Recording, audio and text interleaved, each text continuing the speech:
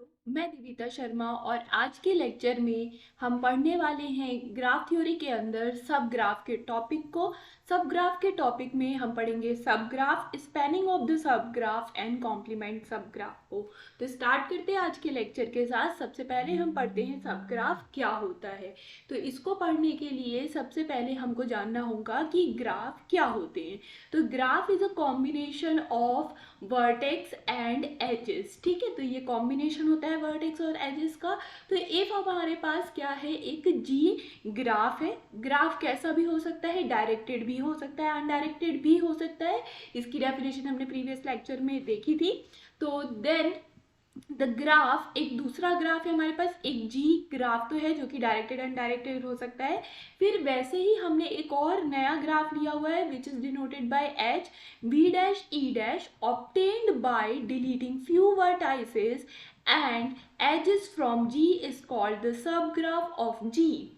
ठीक है, अब हम क्या करना चाह रहे हैं, ये जो जी हमारे पास ऑलरेडी ग्राफ है इसका एक हम सब ग्राफ बनाना चाह रहे हैं जिसको हम यहाँ पे डिनोट कर रहे हैं H V dash E dash से। ठीक है, तो सब ग्राफ होने के लिए पहली कंडीशन है कि ये खुद में ग्राफ की प्रॉपर्टी को होल्ड करना चाहिए, मतलब खुद में ये combination of vertex and edges होना चाहिए। ठीक है, दूसरी चीज, ये जो अपन इसके जो सेट ऑफ वर्टाइसेस और सेट ऑफ एजेस हम जो इसके ऑब्टेन करेंगे वो कैसे करेंगे, by deleting the few vertices and edges from the as.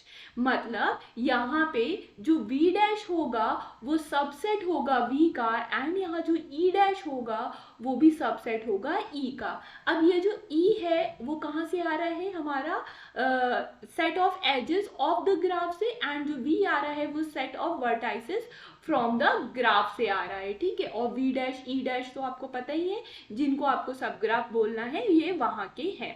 तो ये दोनों को ही क्या होना पड़ेगा, g का के set of edges and set of vertices का रिस्पेक्टिवली सबसेट होना पड़ेगा। ठीक है, तो अगर ऐसा होता है तो जो उससे बनने वाला नया ग्राफ है उसको हम क्या बोलने लगेंगे, मोर स्पेसिफिकली सब ग्राफ बोलने लगेंगे। ठीक है, तो इसको एलॉबरेट करके लिखा हुआ है, इसके आगे कंडीशन भी है, provided the set of vertices in H contain all the ends point of E dash. मतलब ऐसा ना हो कि आप सबसेट लेने के चक्कर में वो वाला ही पॉइंट या वही वाली वर्टेक्स आप छोड़ दें जो ई डैश के अंदर आ रही है। आपने एज तो ले ली मगर आपने वर्टेक्स नहीं लिया उसका आपके सेट ऑफ वर्टाइसेस के अंदर, तो ऐसा नहीं करना है आपको। ठीक है, तो जो आप एज ले रहे हैं उससे जो एंड होने वाला एटलीस्ट एक एज तो एक वर्टाइसिस तो आप, मतलब दोनों ही वर्टाइसिस तो आपके सेट ऑफ वर्टाइसिस के अंदर मतलब वी डैश के अंदर होने ही चाहिए। ठीक है, अब यहाँ पे इसी को सिंबॉलिकली लिखा हुआ है कि जो v डैश है वो नॉन एम्प्टी होना चाहिए और v का सबसेट होना चाहिए। e डैश एम्प्टी हो भी सकता है, अगर e डैश एम्प्टी हो जाता है तो आइसोलेटेड वर्टेक्सेस या आइसोलेट ग्राफ बन जाएगा, आइसोलेटेड वर्टेक्सेस से बनने वाला ग्राफ बन जाएगा। और अगर एज के अंदर कोई आता है एलिमेंट, ये नॉन एम्प्टी बनता है हमारा, तो फिर वैसा हमको ग्राफ मिल जाएगा। तो ये दोनों कंडीशन हो सकती है, e डैश 5 भी हो सकता है, e dash not equal to 5 भी हो सकता है। बस शर्त इतनी है, where each edge in E dash is incident with the vertices in V dash. तो बस यही बस एक बात है, जो इसका जो एंड पॉइंट है वो सेट ऑफ अ वर्टाइसेस के अंदर होना चाहिए। अगर हम बात करें, ये हमारा ग्राफ है v1 v2 v3, ये क्या है e1 है, ये e2 है, और यहाँ पे हम एक ये ले लेते हैं v4 और ये e3। मान लीजिए कि आपने v डैश के अंदर में आपने v1 एंड v2 ले लिया। ठीक है, एंड e डैश के अंदर में आपने क्या ले लिया, यहाँ पे e2 एंड e3 ले लिया। तो ऐसा आप नहीं कर सकते। क्यों नहीं कर सकते, this is wrong. Why this is wrong, क्योंकि आपने यहाँ पे v डैश में क्या लिया है, v1 लिया है, v2 लिया है। ठीक है, ले लिया, अच्छी बात है, मगर आपने यहाँ पे जैसे ही e2 लिया तो आपको इसका ये वाला जो एंड पॉइंट है, यहाँ वाला जो एंड पॉइंट है, ये डाउन वाला एंड पॉइंट, ये भी लेना पड़ेगा विच इज v3। तो यहाँ जो v डैश है इसके अंदर क्या आना चाहिए, v3 भी आना चाहिए। सिमिलरली आपने e3 लिया हुआ है, e3 कहाँ बना है, इधर बना है, तो यहाँ e3 को एंड हो रहा है ये v4। तो e3 के लिए तो ना आपके पास V4 है ना V2 है, तो जो इसके जो एंड पॉइंट्स हैं वो तो इसके अंदर होने ही चाहिए आपके सेट ऑफ वर्टाइसेस के अंदर, अगर आप कोई एज ले रहे हो तो, ठीक है। अगर एज नहीं ले रहे हो तो आप ज़्यादा वर्टाइसेस ले सकते हैं, जैसे कि आपने यहाँ पे V1 लिया, इससे जुड़ने वाली कोई भी एज आपने नहीं ली है, मगर फिर भी ये V1 इसके अंदर आ सकता है, तो यहाँ पे ये दो और हुएंगे तब जाके ये आपका सब ग्राफ बन पाएगा। हम एग्जाम्पल से समझते हैं तो हमको और चीज़ें समझ में आ जाएंगी। तो ये हमारा बेसिकली एक ग्राफ बना हुआ है, ये जो पहले में बना है दिस इज अ ग्राफ, ठीक है, ये ग्राफ है हमारा। अब इसके अंदर अगर हम सेट ऑफ वर्टाइसेस की बात करें तो V1 आ रहा है, V2 आ रहा है, V3 आ रहा है, V4 आ रहा है एंड सिमिलरली V5 आ रहा है। इस तरीके से यहाँ पे 5 वर्टाइसेस आ रहे हैं। अगर सेट ऑफ एजेस की बात करें तो हमको यहाँ पे E1 आता हुआ दिख रहा है, E2, E3, E4, E5 and E6 आता हुआ दिख रहा है, ठीक है। E1, E2, E3, E4, E5, E6, ठीक है, ये हमारे 6 एजेस आते हुए दिख रहे हैं, ये हमारे ग्राफ के अंदर है। अब हम बात कर लेते हैं यहाँ पे सबसे पहले हमारे कौन से ग्राफ पे, ग्राफ नंबर, सब ग्राफ नंबर 1। तो ये हमारा सब ग्राफ है जो कि ये ग्राफ G का है, ठीक है। तो देखते हैं क्या ये सब ग्राफ की डेफिनेशन होल्ड कर रहा है, करता है कि नहीं करता है, ये देखते हैं। तो यहाँ पे जो V1 हम निकालेंगे, मतलब सेट ऑफ वर्टाइसेस, वो क्या आ रहा है आपका, यहाँ पे V1 आ रहा है, V2 आ रहा है, V3 आ रहा है, V4 आ रहा है एंड V5। कोई भी वर्टाइसेस इससे ज्यादा आ रहा है क्या, नहीं, यहाँ तो एग्जैक्टली सेम आ रहा है। तो सेट ऑफ वर्टाइसेस तो डन हो गया। एजेस में भी देखिए हमने यहाँ पे कौन सी ली है, E1 लिया है, E3 लिया है, E2 लिया है एंड E5 लिया है। तो हमने वही सारी एजेस ली हैं जो ऑलरेडी यहाँ पे एग्जिस्ट करती हैं ग्राफ के अंदर। इसके अलावा हमने कोई भी एक्स्ट्रा एज इसके अंदर नहीं ली है। तो ये हमारा क्या बन गया, यहाँ पे सब ग्राफ बन गया, ठीक है। सेट ऑफ वर्टेक्सेस तो बिल्कुल सेम है जैसा ग्राफ के अंदर है, बट यहाँ पे एजेस में हमने कौन सी एज डिलीट कर दी है, ये E6 डिलीट किया हुआ है हमने, और यहाँ पे हमने ये E4 डिलीट किया हुआ है, एक और होगा यहाँ E7। तो मान लीजिए हमने यहाँ पे E7 डिलीट किया हुआ है, ठीक है।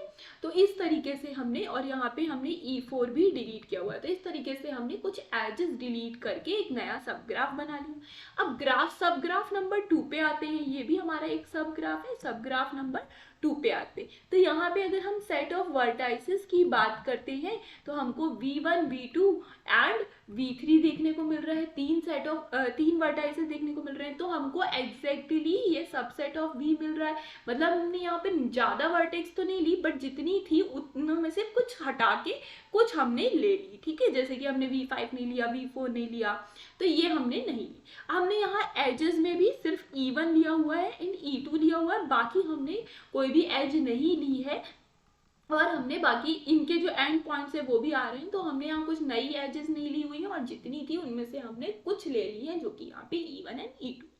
सिमिलरली यहाँ पे भी देखिए, आपने यहाँ थर्ड वाले ग्राफ में देखिए, सब ग्राफ में, तो यहाँ पे आपने V1 लिया हुआ है, हमने V2 लिया है, V3 लिया है एंड V5 लिया है। तो उतनी एजेस तो, उतनी वर्टेक्सेस तो ले लिए हमने, सिर्फ V4 को हटा दिया, बाकी वर्टेक्सेस ले लिए। अब एजेस में हमने सिर्फ E1 एंड E2 लिया है, यहाँ पे भी हमने डिलीट कर दी, यहाँ पे भी हमने डिलीट किया हुआ है, यहाँ तो थी ही नहीं, सॉरी, है ना। तो हमने यहाँ पे भी डिलीट कर दिया, ये वाली भी एज डिलीट कर ली, एंड सिमिलरली ये एज भी डिलीट करके, ये एज डिलीट, ये एज डिलीट, तो हमने ये सारी एजेस डिलीट करके एक नया सब ग्राफ है। तो सिंपल भाषा में अगर हम बात करते हैं सब ग्राफ की, तो इसी का एक छोटा अंश होता है, जो ग्राफ होता है उसी का एक छोटा पार्ट होता है, एग्जैक्टली कॉपी सेम होता है, बस उसमें से आप कुछ वर्टेक्स हटा सकते हैं अपने चॉइस में से, और कुछ एजेस हटा सकते हैं, मगर कुछ नया नहीं लाना है आपको उसके अंदर, ये बात का आपको ध्यान देना है। अब स्पैनिंग ऑफ सब ग्राफ की बात कर लेते हैं। तो spanning of a sub graph के लिए सबसे पहले तो आपको एक ग्राफ चाहिए, उस ग्राफ का आपको क्या चाहिए, एक सब ग्राफ चाहिए। इस सब ग्राफ को आप डिपेंडिंग ऑन द कंडीशन क्या बोलेंगे, स्पैनिंग सब ग्राफ बोलेंगे। तो स्पैनिंग सब ग्राफ होने के लिए सबसे पहले आपको जरूरत है कि वो सब ग्राफ होना चाहिए, तभी तो वो स्पैनिंग सब ग्राफ बनेगा। तो हमारे पास यहाँ पे एक H V dash E dash type का गिवन डायरेक्टेड भी हो सकता है, और अनडायरेक्टेड ग्राफ G का ये एक सब ग्राफ हमने ले लिया, ठीक है। अब ये सब ग्राफ हो गया। अब क्या ये सब ग्राफ की क्या कंडीशन होती है? अगर हम सब ग्राफ की बात करें तो जो v डैश होता है is a subset of v, जो कि कैसा होना चाहिए? Non empty. एंड जो e डैश होता है वो भी सबसेट ऑफ e होना चाहिए आपका यहाँ पे। ठीक है, ये सब ग्राफ की डेफिनेशन हो गई। अब स्पैनिंग में क्या खास है? कब हम इस सब ग्राफ को स्पैनिंग बोलने लगेंगे? तो हम इस सब ग्राफ को स्पैनिंग तब बोलेंगे तब जब ये वाला जो सब ग्राफ है ये स्पैनिंग तब कहलाएगा if H contain all the vertices of G, जब उसके अंदर ये जो सबसेट वाली जो कंडीशन है ये ना होल्ड होके इक्वालिटी वाली कंडीशन होल्ड होने लगी, कि जो v डैश है is a subset of v, ये वाली कंडीशन ना होल्ड होते हुए ये कंडीशन होल्ड हो जाए कि जो v डैश है वो एग्जैक्टली इक्वल टू v है। मतलब एजेस तो कम हो जाए कोई दिक्कत नहीं, एजेस पे तो सबसेट बन जाए, एजेस तो कम हो जाए चलेगा, हम एजेस डिलीट कर देंगे, मगर हमारे पास अगर जितनी ग्राफ में वर्टाइसेस है हम वो सभी वर्टाइसेस सब ग्राफ के अंदर यूज कर रहे हैं, देन उस सब ग्राफ को हम क्या बोलने लगेंगे? स्पैनिंग बोलने लगेंगे। अगर हम इससे प्रीवियस वाले एग्जाम्पल में जाते हैं तो आप यहाँ पे ध्यान से देखिए कौन सा वाला जो सब ग्राफ है स्पैनिंग सब ग्राफ बन रहा है। तो हमारा ये जो H1 सब ग्राफ है, जो सबसे पहला वाला सब ग्राफ है, उसमें जो v डैश था वो exactly equal to the v था, जिसमें पूरा पूरा सेम हमारा set of a vertices of a graph और set of a vertices of a sub graph दोनों ही क्या कर गए थे? मैच कर गए थे। तो इस कारण से ये वाला जो सब ग्राफ है ये क्या बन के आ गया? आपका स्पैनिंग सब ग्राफ बन गया। बाकी सारे जो सब ग्राफ थे वो सिर्फ सब ग्राफ ही बने रह गए, वो स्पैनिंग नहीं बन पाएंगे, क्योंकि ये सबसेट की कंडीशन होल्ड कर रहे हैं। यहाँ पे जो v डैश है वो सबसेट है आपका, क्या कहते हैं? Set of a vertices of a graph का। तो ये स्पैनिंग हो गया। एक और कुछ एग्जांपल हम देख लेते हैं यहाँ पे। तो ये हमारा बेसिकली एक ग्राफ है, ठीक है। अब इस ग्राफ के हमारे पास यहाँ पे दो सब ग्राफ हैं, तो अब आपको बताना है कि दोनों सब ग्राफ में से कौन सा सब ग्राफ आपका स्पैनिंग सब ग्राफ है।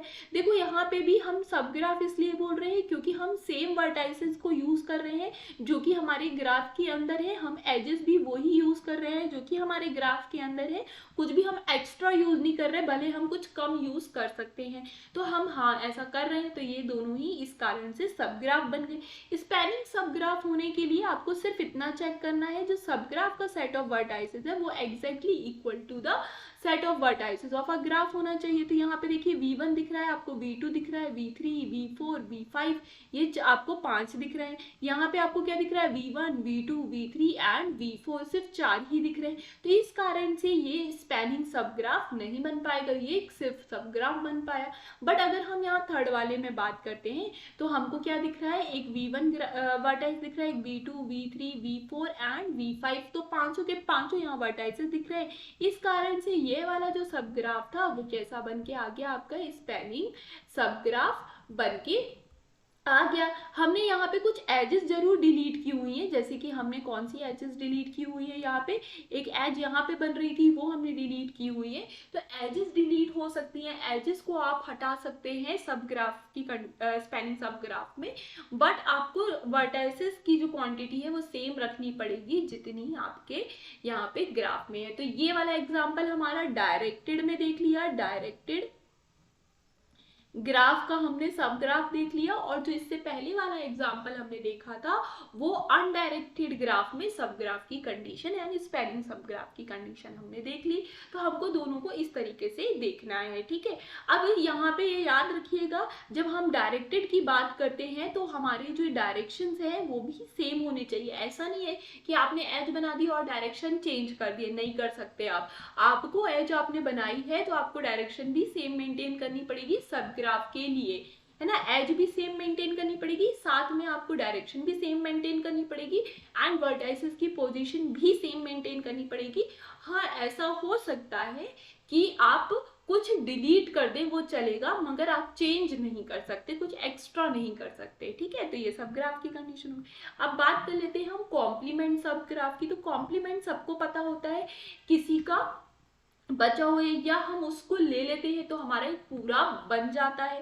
तो यहाँ पे कॉम्प्लीमेंट, अब यहाँ पे देखिए सबसे पहले कॉम्प्लीमेंट ऑफ सब ग्राफ की बात हो रही है। तो आपके पास बेसिकली सबसे पहले एक ग्राफ है जिसका आपके पास एक सब ग्राफ है। सब ग्राफ को हम यहाँ पे किससे डिनोट कर रहे हैं, H V dash E dash से डिनोट कर रहे हैं। और इस सब ग्राफ का आप क्या ढूंढने वाले हैं,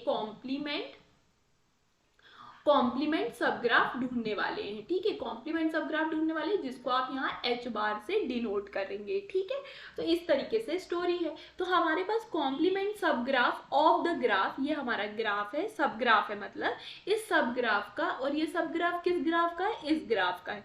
तो ये हमारा बेसिकली एक ग्राफ है जिसका एक ये सब ग्राफ है। इसका कॉम्प्लीमेंट क्या होने वाला है, ये हमारा क्या है, कॉम्प्लीमेंट ऑफ सब ग्राफ है। कॉम्प्लीमेंट ऑफ सब ग्राफ या कॉम्प्लीमेंट ऑफ एच ले लेते हैं हम। ठीक है, तो ये कॉम्प्लीमेंट कहलाएगा। कब कहलाएगा कॉम्प्लीमेंट, जब यहाँ पे vertex according to the choice हो सकती है, जैसी हमको रिक्वायरमेंट होगी हम उसके अकॉर्डिंग यहाँ पे वर्टेक्स को हम मतलब एडजस्ट कर लेंगे, सेट ऑफ वर्टेक्स को एडजस्ट कर लेंगे। मगर यहाँ पे जो ई है मतलब सेट ऑफ एजेस है, वो कैसा होना चाहिए, जितने यहाँ पे एजेस आपके सब ग्राफ में यूज हो रहे हैं उसके अलावा ग्राफ के अंदर जितने भी एजेस हैं वो सब बची कुची सारी एजेस इसके अंदर यूज होनी चाहिए कॉम्प्लीमेंट सब ग्राफ के अंदर। अगर ऐसा हो जाता है तो वो जो सब ग्राफ बन के आएगा नया वाला, वो सब ग्राफ कॉम्प्लीमेंट कहला जाएगा अपने सब ग्राफ के लिए। तो इसको हम और अच्छी लैंग्वेज में बात करें तो the complement of sub graph H is obtain by removing the edge of H from the G. ठीक है, इसको हम डायग्राम से समझेंगे तो हमको जल्दी समझ में आएगा।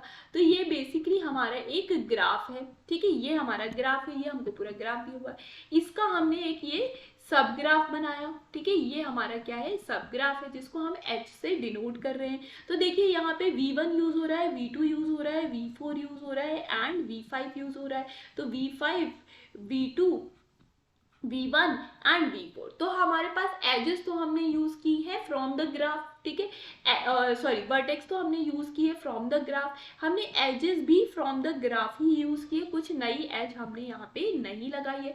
इस कारण से ये सब ग्राफ बन गया। अगर हम स्पैनिंग की बात कर लेते हैं यहाँ, तो ये स्पैनिंग नहीं है। ठीक है, क्योंकि यहाँ पे number of vertex in the set of vertices वो कैसी है, कम है। तो ये ग्राफ सब ग्राफ है। अब इस सब ग्राफ का हमको क्या ढूंढना है, कॉम्प्लीमेंट सब ग्राफ ढूंढना है। तो आपने अभी अभी क्या क्या टिक लगा लिया, एक तो ये वाली एज टिक लगा ली, एक हमने ये वाली एज यूज कर ली, एक ये वाली यूज कर ली। इसके अलावा जितनी बची हुई एजेस हैं उसको हम क्या कर लेते हैं, पर्पल कलर से हाईलाइट कर लेते हैं और उसको जोड़ के हम क्या कर लेते हैं, एक नया ग्राफ को ड्रॉ कर लेते हैं। तो इस तरीके से उसको जोड़ते हुए जिस जिस भी वर्टेक्स को वो जोड़ रही है वो वर्टेक्स अकॉर्डिंगली इंक्लूड कर लीजिए। बट अपना मेन कंसेप्ट है कि इवन दिखना चाहिए और सेम तरीके से दिखना चाहिए जैसा आपका ग्राफ के अंदर दिख रहा है, मतलब उसके एंड पॉइंट सेम होने चाहिए। जैसे यहाँ पे V1 एंड V3 है तो ये सेम होने चाहिए। ऐसे ही आपको यहाँ पे E3 दिखाना था, E3 के एंड पॉइंट्स क्या हैं आपके, V1 एंड V2 है तो वो तो सेम होने चाहिए। ऐसे ही E5 दिखाना है, उसके and point V2 and V3 है तो वो सेम होने चाहिए। E7 दिखाने के लिए आपको and points V3 and V5 चाहिए। एंड यहाँ पे आपको क्या दिखाना है, यहाँ पे नेक्स्ट आपको E8 दिखाना है। E8 दिखाने के लिए आपको वर्टाइसेस कौन से दिखाने होंगे, V4 दिखाना होगा एंड V5 दिखाना होगा। तो अकॉर्डिंग टू द एजेस जो हमको दिखानी है उनके एंड पॉइंट के अकॉर्डिंग आपने वर्टाइसेस को ले लिया और आपने एक ये नया ग्राफ बना लिया। अब देखिए इसमें आपने कुछ नया तो ऐड किया नहीं है, जो ऑलरेडी ग्राफ के अंदर था उन्हीं में से कुछ को यूज कर लिया है, कुछ को नहीं यूज किया।